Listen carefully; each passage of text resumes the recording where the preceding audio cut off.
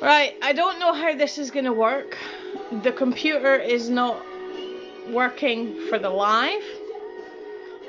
Both cameras are still connected, but what they're connected to I don't know. I've got you on my phone right now, so I will only be able to see the comments that do pop up on the screen, so I will apologise now for anything I miss. But we have a live feed, which is better than nothing. So today we're on about Kinloss Abbey. Now I've got loads of pages of notes, and I have some other bits and pieces that are up here, but there's that much in the notes I probably won't need what's up here, and if need be I can diversify into two rather famous people who are buried at Kinloss Abbey. Three if you count my granda. So, Kinloss Abbey, the largest Cistercian monastery in the north of Scotland. The abbey was founded on the 21st of May 1150, so it's about 860 years old this month, by King David I. Now, there's a story behind that. The place name Kinloss is a funny one. Now, I was told when I was wee, one of the Pictish kings from way back when got lost in the woods. And that's where it got the place name from.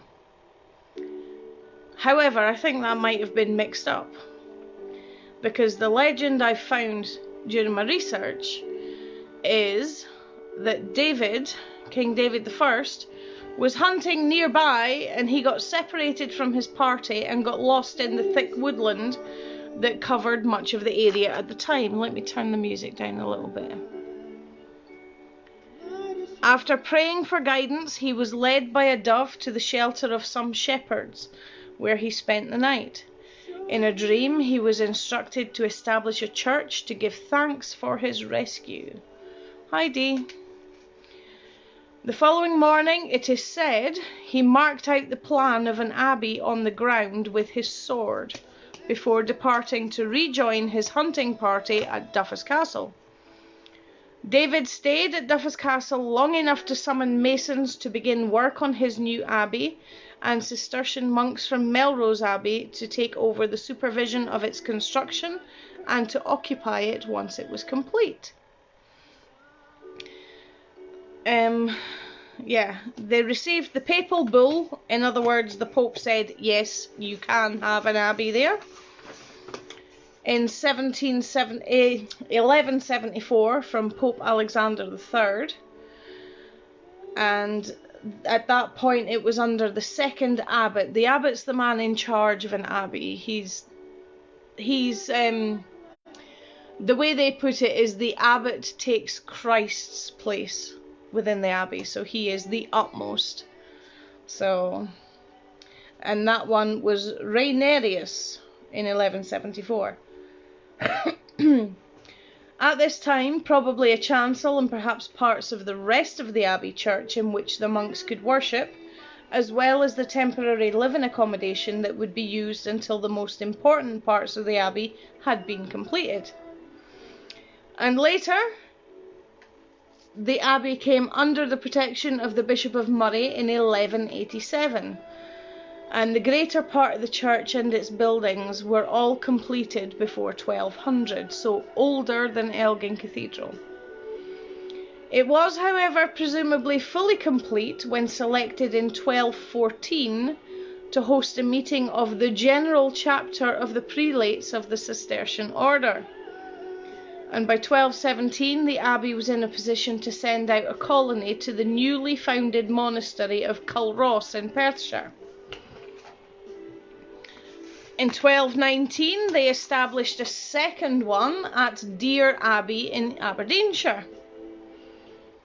Kinloss was richly endowed by David's successors and also by private benefactors, among its possessions being the valuable salmon fishings on the River Finhorn, which was granted to them by Robert the Bruce in 1312 and confirmed again by James I and James IV.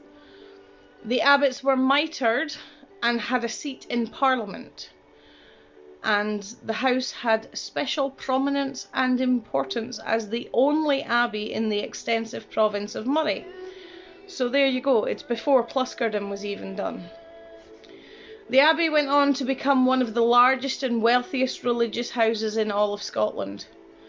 During its history, the abbey has received many royal visitors, including in the autumn of 1303, Longshanks, Edward I, while on his progress through the north of Scotland, stayed at Kinloss for 3 weeks with a large retinue and received the fealty of Abbot Thomas.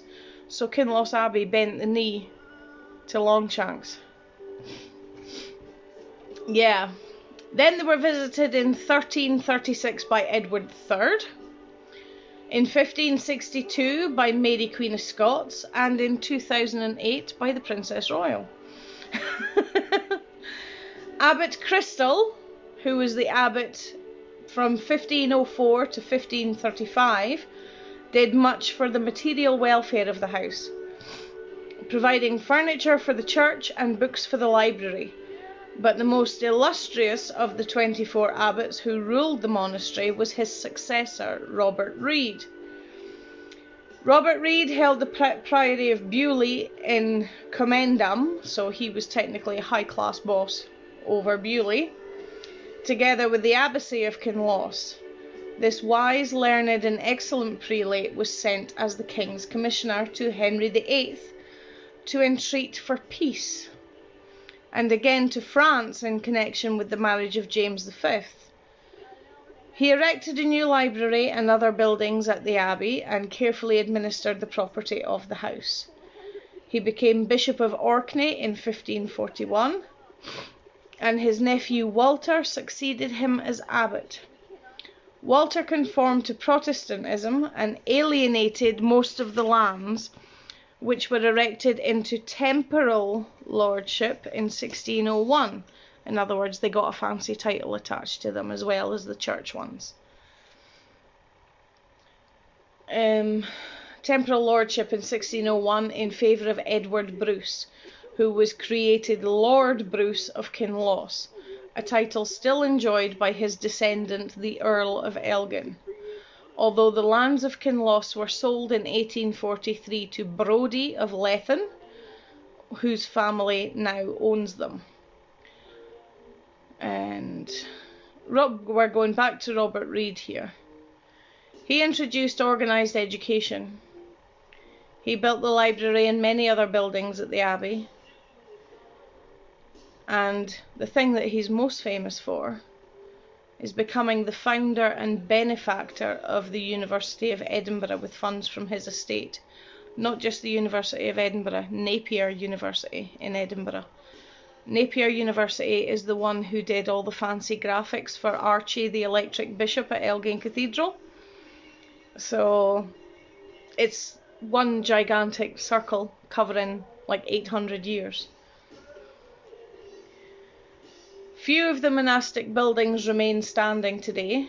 The remains of the abbey are now situated within a graveyard owned by the Moray District Council and are therefore accessible at all times. They are designated a scheduled ancient monument. The Kinloss Abbey Trust supports the preservation and conservation of the abbey. The main freestanding structure seen in the centre of the abbey is the south transept with its associated chapel, the sacristy with the prior's chamber above. To the south and west are two near-complete cloister walls, one containing the lavatorium, the place where you wash, not the toilet. Lavatorium comes from the Latin to wash. When you see this in an old building, it's nae the lavy. It's far you get washed or far you wash your dishes. Hi, Nicola. It's nae the toilet.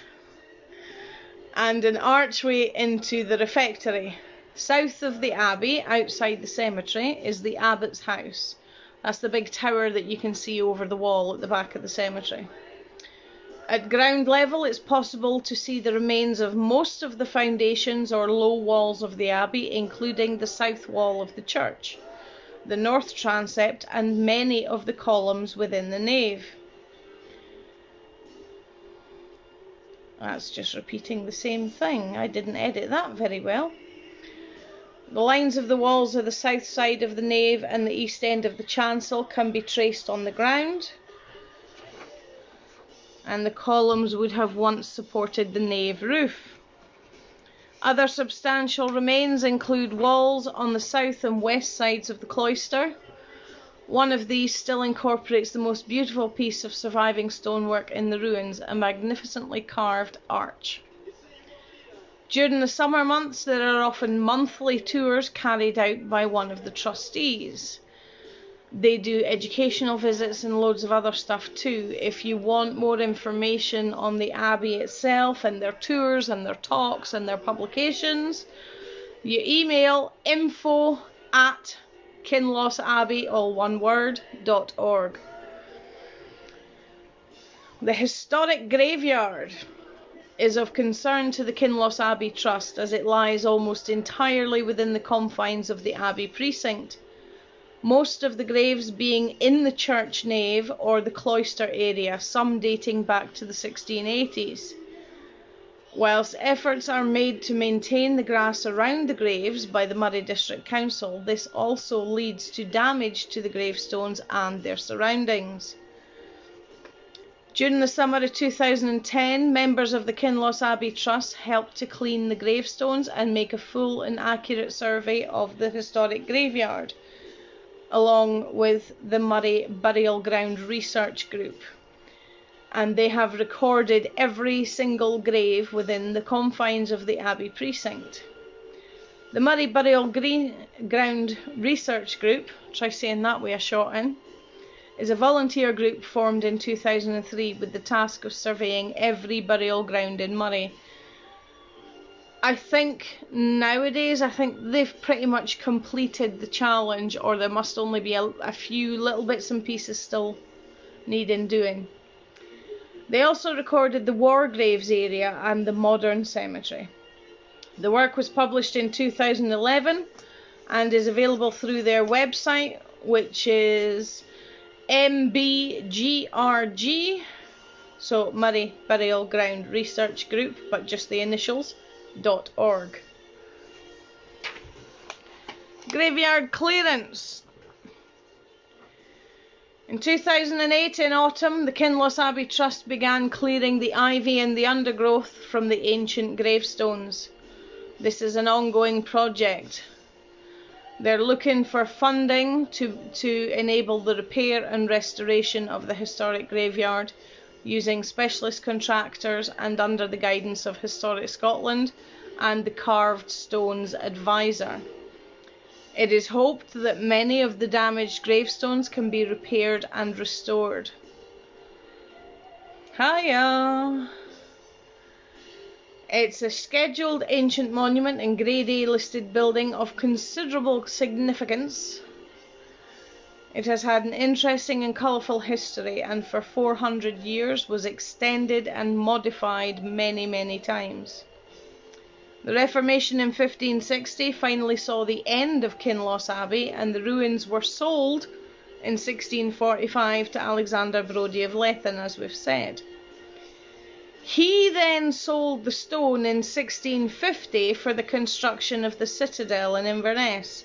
You'll hear a wee bit more later on as to what the citadel in Inverness is. A programme of ivy clearance was conducted by Moray District Council, completing the work in 1995. Now that shows 1995 to 2008 to 2010, continually clearing the ivy. Some conservation works were carried out by the Moray District Council under the guidance of Historic Scotland to the remains of the south transept between 1991 and 1995. The remaining standing remains, which is a sentence that doesn't make sense but does, were surveyed in 1995 by the Royal Commission, which is the Arkhams website that I look up a lot of stuff on. Over the coming years, it is hoped to conduct a series of projects at Kinloss Abbey to help improve public awareness, conserve the Abbey ruins for the coming generations. The work will be slow but professional process involving a large amount of funding from various organisations. For various reasons, it has been decided to split the work into a series of projects, each with a definitive end state. Project 1, the main Abbey area, has significant heritage value and needs action in 3 areas.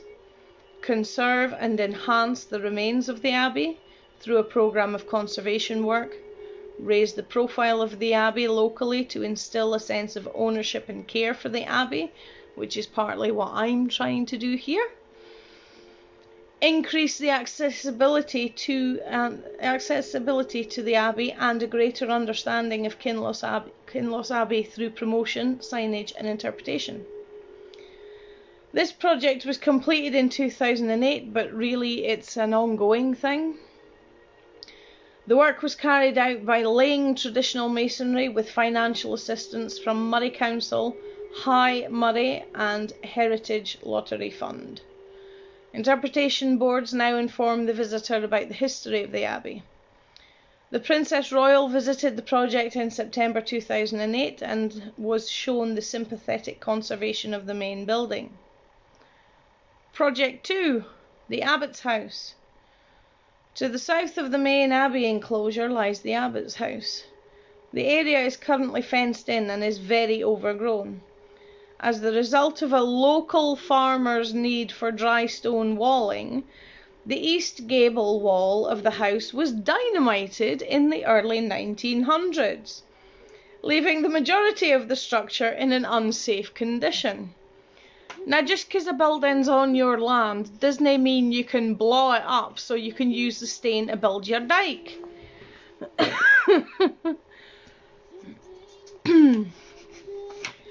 The ruins of the Abbot's House include a stair tower with a low vaulted area and portion of ruinous wall.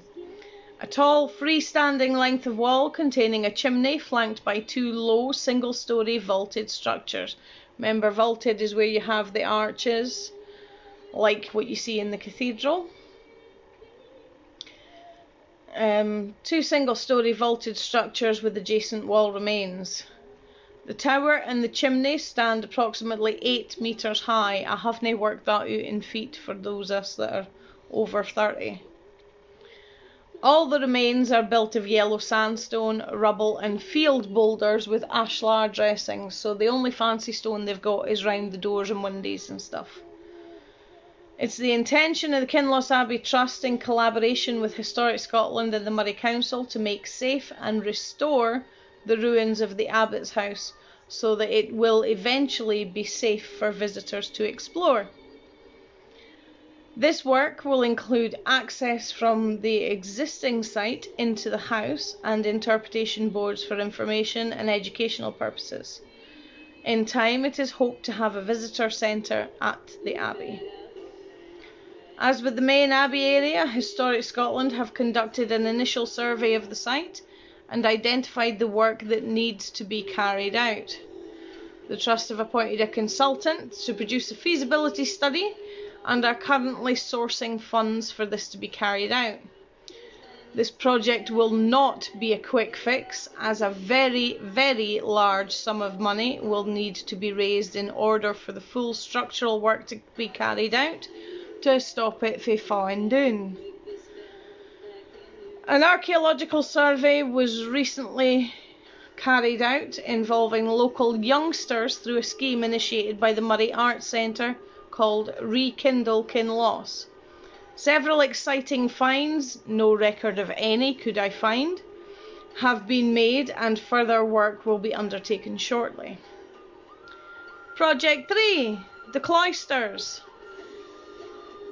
The Abbey Trust is attempting to keep the cloisters free of ivy again, while undertaking the more urgent work on the Abbot's House. It's hoped that the conservation of this beautiful area will be the next project. Now, what is a Cistercian monk? The governance of the Cistercian order was based on 3 main principles. Uniformity. All monasteries were to observe exactly the same rules and customs. General chapter meetings. The abbots of all the houses will meet once a year in general chapter at Citeaux. Visitation. Each daughter house, each abbey, will be visited yearly by their founding abbot. Individual monks spent their entire life at the abbey at which they took their vows. The annual chapter meetings and visitations ensured that the order's rules and standards were maintained. Mostly, but we'll come back to that later. Now, here's an explanation of how the order themselves were founded. The Cistercian order was secured in 1112 when St. Bernard of Clairvaux joined Citeaux as a novice. Yeah. Oh, that's good, Johnny, that they've made a start. That's really good. For those of you on the other page or watching elsewhere that can't see the comment, yeah, Johnny's seen a lot of structural wood in the abbot's house last week, so it looks like they've made a start. Woohoo! In 1115, St. Bernard left Citeaux to found an abbey at Clairvaux, and from that point forward the spread of the Cistercian order was spectacular. Never had a religious order expanded so rapidly. By St. Bernard's death, it says Bernard in the rest, but Barnard in this one, there was 338 Cistercian abbeys, of which 68 were direct foundations of Clairvaux. 100 years later, the number of monasteries stood at over 700, covering the whole of Europe and housing over 20,000 monks. In November 1112, the first English settlement of Cistercians was made at Waverley, near Farnham in Surrey. I bet you thought I was going to say Edinburgh there.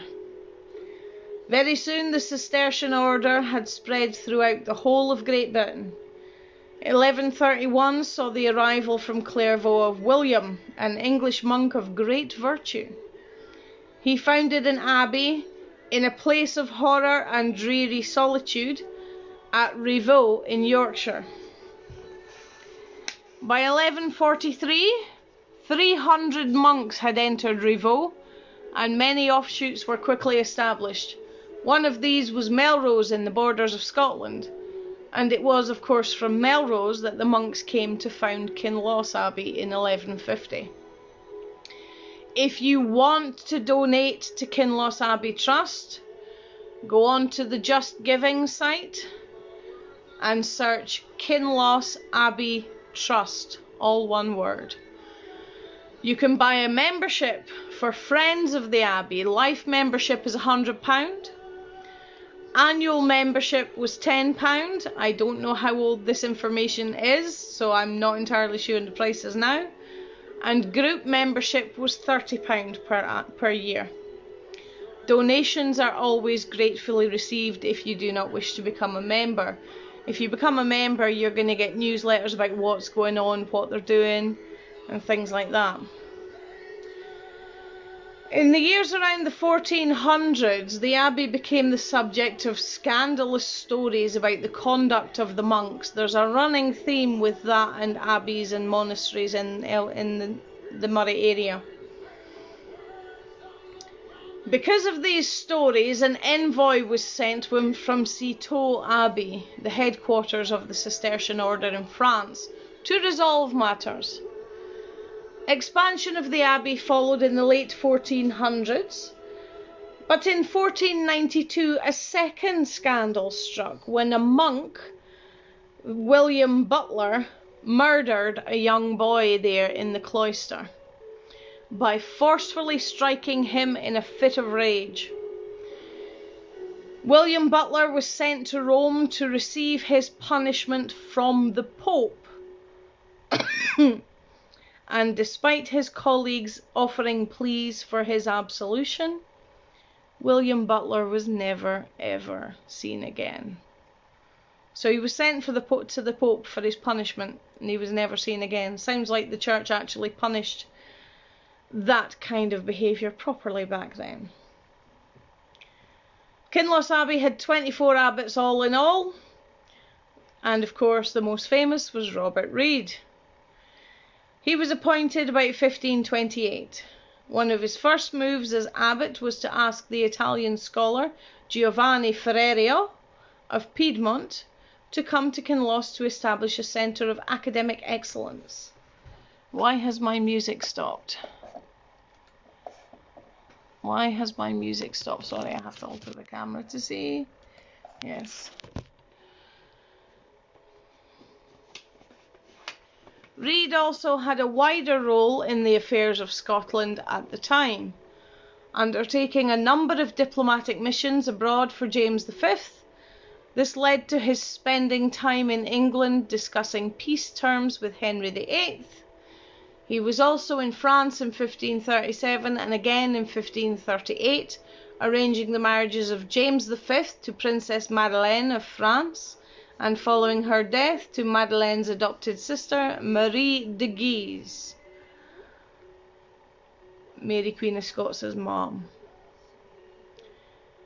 In 1541, while still retaining his position as Abbot of Kinloss, Reid was made Bishop of Orkney. On arrival in Kirkwall, he began the extensive rebuilding of the Bishop's Palace, his official residence overlooking St Magnus Cathedral.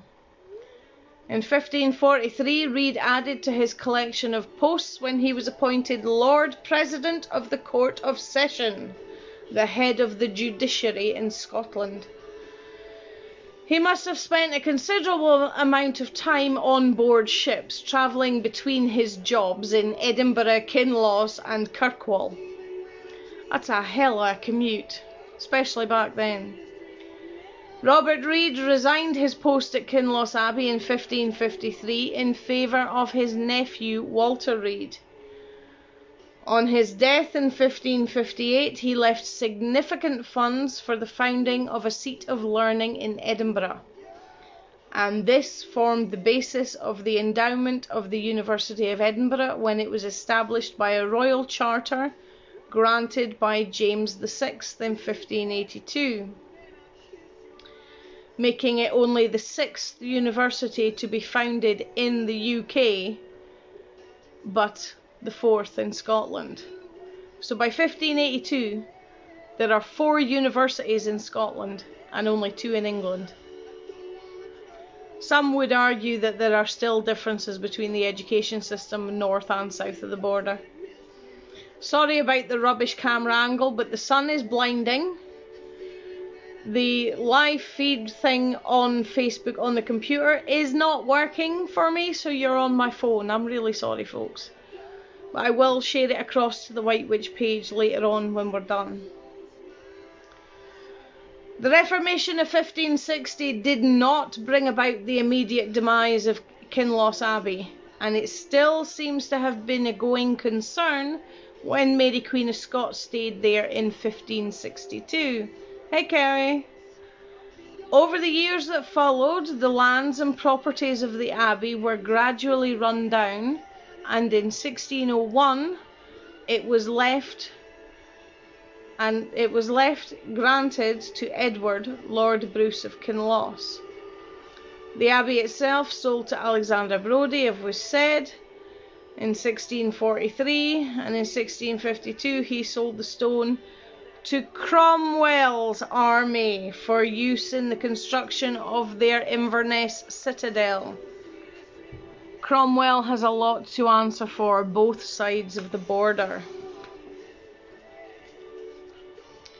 Now, this is a little bit of a rehash, so a lot of this bits is doubled. So we have the founding in 1150, under the patronage of David I, the king who got lost in the woodies, and of course the place is called Kinloss. Yeah. Grew in status and wealth, enabled the abbots to replace the original timber buildings with stone. The abbey was destroyed by fire in the mid-1200s and rebuilt in Gothic style around 1269. It seems somehow poignant that stones initially used to build a peaceful monastery were later used to build a military fort at Inverness. But such are the twists and turns of Scottish history. This is a story we see time and time again. Elgin Cathedral, Spiny Palace, Duffus Castle, they've all had bits missing that were used for other things. The abbey was allegedly, I say allegedly because I only found one source for this, dedicated to St. Mary. It was greatly added to in 1530, and the abbot's house, the bit that was dynamited, was built in 1537. Andrew Wright, a Murray architect, completed a report into the decades of decay which left the abbot's house tower on the brink of collapse. He said the steeple at the abbey fell in 1574, causing the church building considerable damage. He added the dismantling of the monuments could have continued for almost 2 centuries, as materials were used as valuable building resources. It has been documented that not only has the building been dynamited so they could use the stone for their dry stone dikes, but some of the graves have been dismantled so that the local farmers could make use of the good stone. So, yeah. The east wall collapsed dramatically in 1981, scattering stones across the site. At one stage, the ruins of the abbey and the abbot's house had all but disappeared under a shroud of ivy, bringing the risk of the damage to the masonry. The cemetery itself has 141 war graves within the graveyard. Now, there's a lot of older ones, but that's the war graves. There's also an old friend of mine and his wife are buried in here. Now, if you've ever been to Findhorn, there's a house that's almost between the two piers. It's called Quay Cottage. And it has like a deck that overlooks the harbour. It's more or less next door to the yacht club. The couple who lived in there were known to me as Biggie and Patience. And it was actually Alexander Duncan Nicholas Vickers and his wife, Patience Mary Vickers, who was born Nicol. Now, anybody who hung about Findhorn during the 70s and 80s probably met these two. They were most often to be found in one of the two pubs, usually the Kimberley, but yeah. The house was cool. It was a little bit run down because they hadn't really spent much money on it, but it was a cool wee house. When me and my brother used to play, I mean, we're going back to like from me being 8 years old, okay? And we used to walk to Findhorn every week across the beach for Houtman. Stop off for lunch in the pillboxes along Rose Isle Beach. And then either taxi, bus or hitchhike back. But on the way there, it was cool. Biggie and Patience. Fantastic couple. Really, really funny. The kind of folk that everybody wanted to have a drink with because they were so funny. Patience was renowned for getting all done up in her furs and hiding in the toilets on the train to go visit her doctor in Harley Street, because the doctors up here were useless. She never paid a fare in her life. Oh, cool, Scott, yeah. Your dad probably can't Biggie and Patience then. Biggie was a laugh. He was old before his time. He was younger than his missus. He was a member of the Vickers Armstrong family. Yes, the people who build hairy planes, or aeroplanes to give them their proper word, but I used to call them hairy planes when I was wee. So, Vickers Armstrong Plains. Biggie was one of the vicars. He was paid an allowance every month to stay away from the rest of the family. I don't know what he had done. I honestly don't know. But I suspect it could be something to do with his lineage.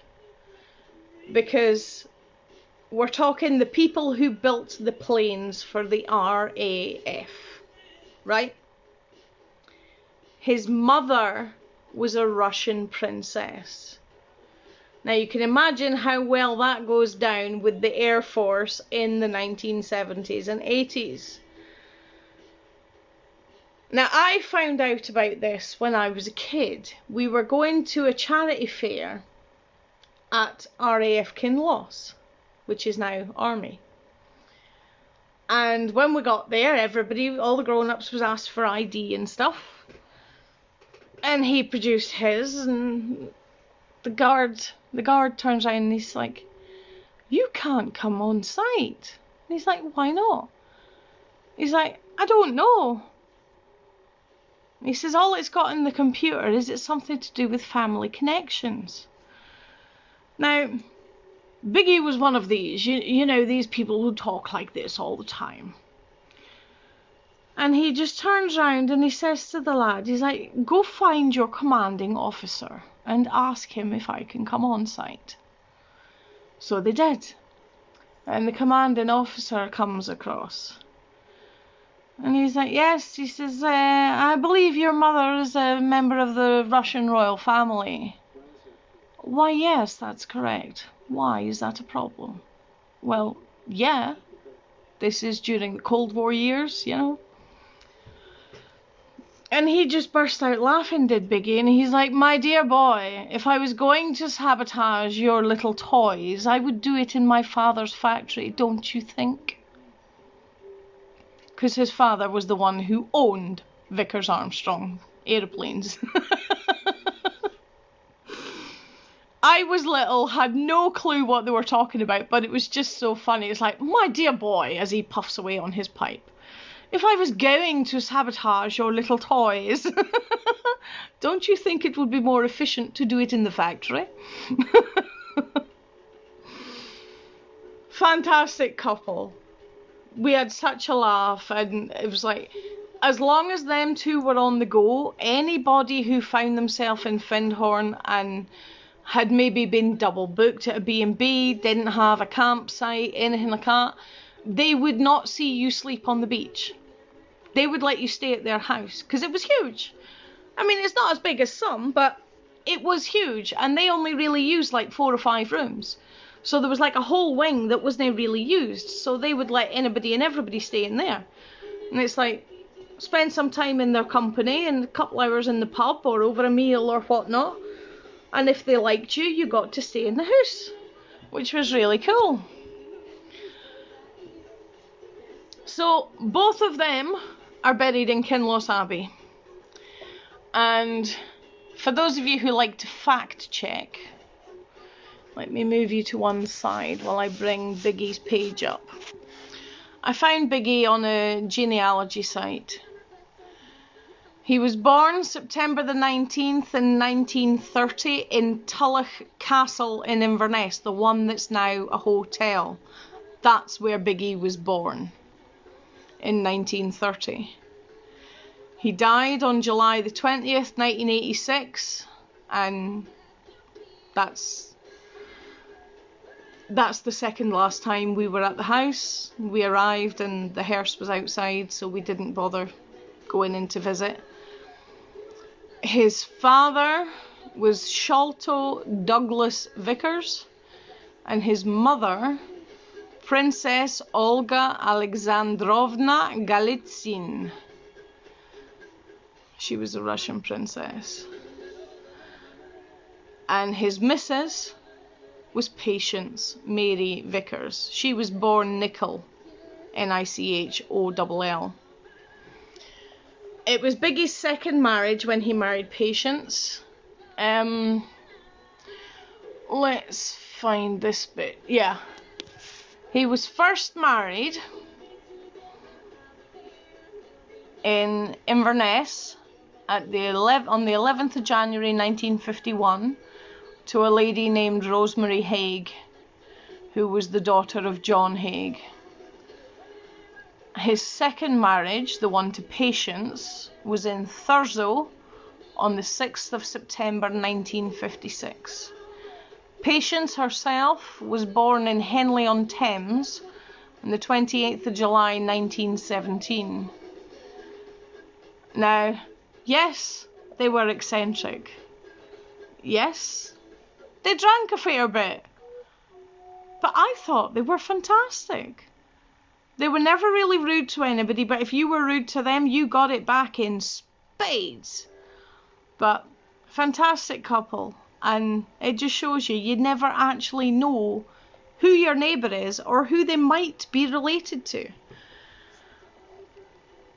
So them two are there, and also my granddad's there.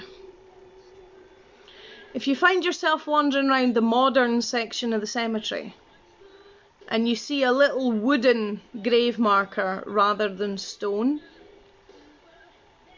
that's my granda. He's in there too.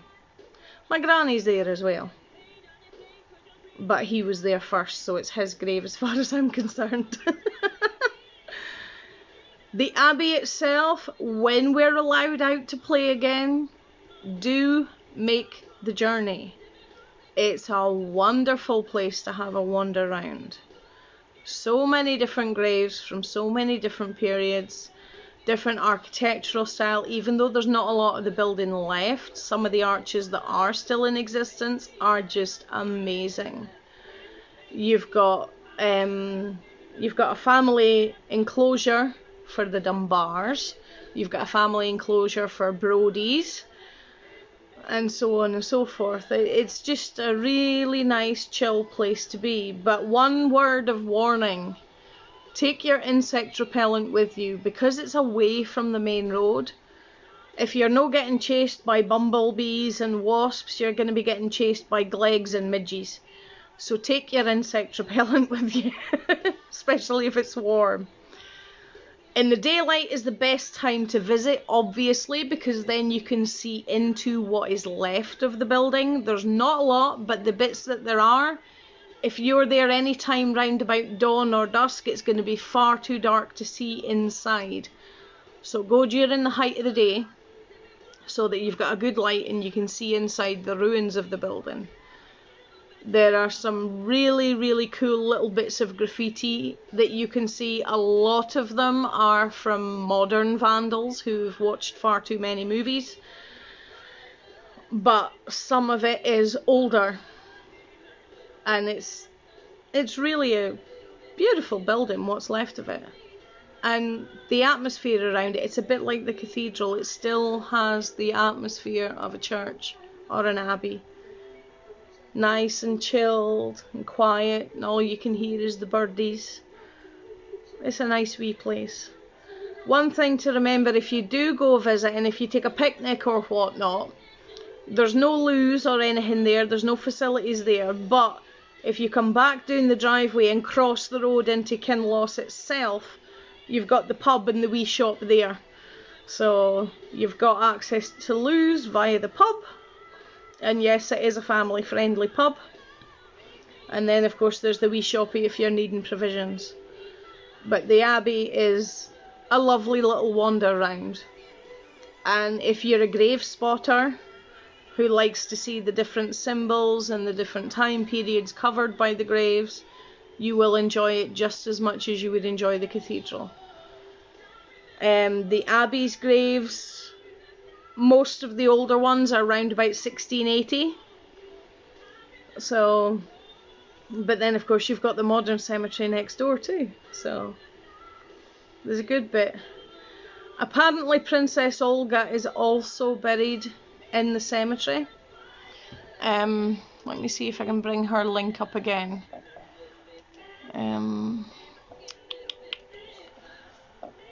We were told once upon a long ago that Princess Olga was buried there as well, but I doubt it, so I'm just going to check her genealogical page. No, I don't think she's going to be buried there. Because... Right, let's give you her full genealogical page. Yep, the pub at Kinloss is haunted. The shop is too. Sorry if any of the people who work in the shop are watching. But yeah, both are actually haunted. So it's it could be interesting. But Princess Olga, born October 23rd, 1903 in Moscow. She died December 17th, 1955 in London. She was the daughter of Alexander Vladimirovich Golitsyn and Lyubov Vladimirovna. See these Russian names. Vladimirovna Golitsyn. She divorced Biggie's father, because it's down here as ex-wife of Sholto Douglas Vickers. Biggie's mom, she's the sister of something that's written in Russian, and also the sister of Princess Natalia Alexandrovna Romanov, the Tsar's family. So yes, that's why they weren't allowed anywhere near the RAF base, because they actually go back into the Tsar's family.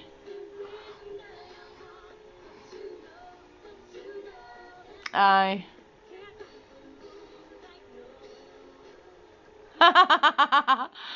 Yeah, it's actually a really handy wee shop. I mean, we used to live in Findhorn years and years ago when we first moved up here in 1978. We lived on the caravan site at Findhorn actually for about 6 months.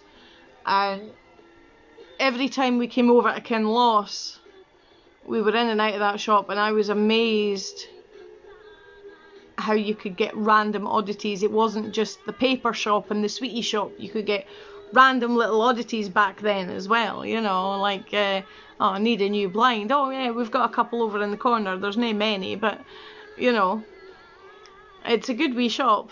But yeah, there's 2 or 3 in the pub, but there's only 1 in the shop, and to be honest, I think it's either the former owner or a former staff member that's in there, because it's somebody who's, they've got a big penny on, you know, the Waltons TV series, that style of penny, big penny on, and they're just standing there with their hands like that, like they're waiting to serve you. So I'm presuming it's a former owner.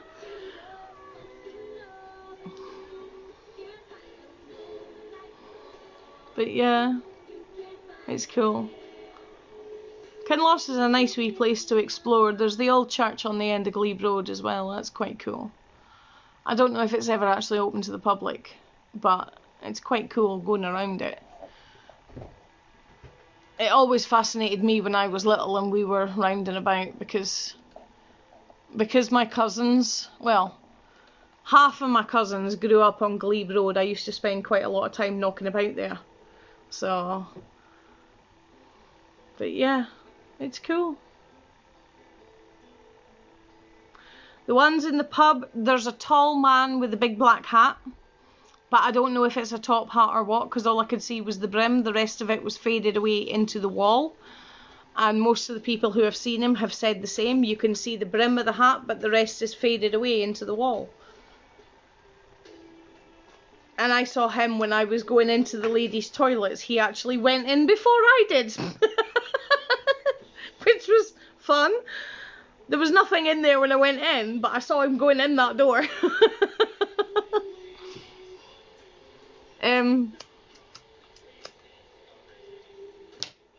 There's a child goes about, because you hear like little kiddie footsteps running around the place.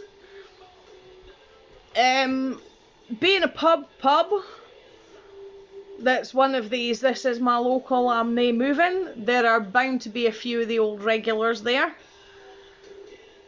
It wouldn't have surprised me if my granda was there every now and again, because it became his local as well. So, but yeah, I was surprised in the changes when I went back in, because I hadn't been in from me being like 10 until about, what, maybe 8 years ago?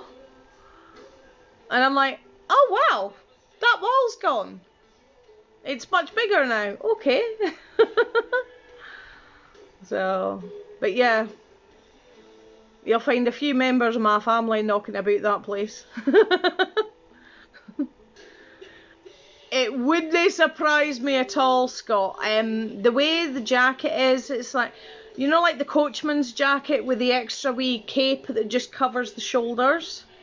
It's like one of them, so I think he's actually a coachman, because it would have been one of the coach stops with Kinloss. So, but yeah, there's a few wee bits and pieces around Kinloss. We were forever, through the summer, we were forever at the wee playground that's round by the RAF quarters. We were forever there. The one that used to have the gigantic witch's hat shogi boat. I was there when we were little. Especially at the weekends. So, right, we've got 4 minutes left. I know this is the last scheduled one, but seeing as Auntie Nicola and Uncle Boris aren't letting us out to play yet, I'd better come up with some more topics apart from the Elephant Man. So I will go through my diary and see which other suggestions were made as and when they were made, and I will schedule some up for the next date that they're going to review when we're allowed out. So, but for now, I will leave you to it. Have a good night. Make sure you're taking care of you and yours, and be safe. We'll see you next time. I'll see you in a couple of days for some cards, and hopefully the live video thing will be working then. See you later, folks. Be good.